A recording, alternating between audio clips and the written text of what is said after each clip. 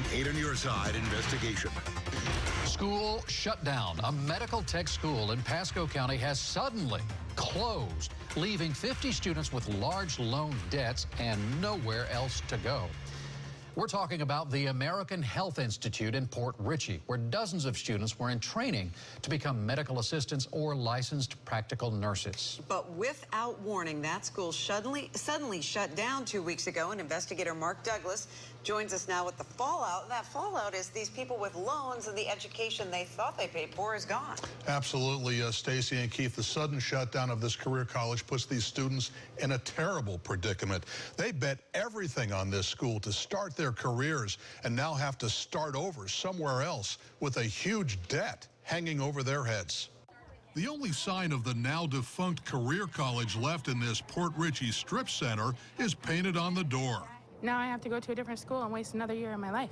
A peek in the windows reveals the hospital beds where 49 students trained for medical careers until 2 weeks ago. I was here doing my work every day, bringing in straight A's, and I get nothing for it. Half a dozen students who counted on the American Health Institute for career training met us in front of the school's locked doors. This was something I was wanting to finish, and it's not going to happen. Every student we spoke with owes thousands in federal student loans, and they all claim they have nothing to show for it. That's because other schools will not accept credits. What does this mean to you financially? I am left with a $9,000 debt. All of the students blame Institute owner Rosa Shaw for leaving them out in the cold with no warning. Shaw didn't return our phone calls, so we visited her Gulf Front home where her husband answered the door. Well, we're here about the American Health Institute. I don't care to have any comments about it. Well, it shut down without notice a couple of weeks ago, and a lot of students are pretty upset about that. Yeah, so are we. Thank you. Well, why did it shut down? I've got no comment. Maybe he doesn't have any comments, but students and their parents have plenty to say about Rosa Shaw. When equipment is broken and not fixed for 2 years, and she's collecting a lot of money per student, it has to raise some red flags that something's going on.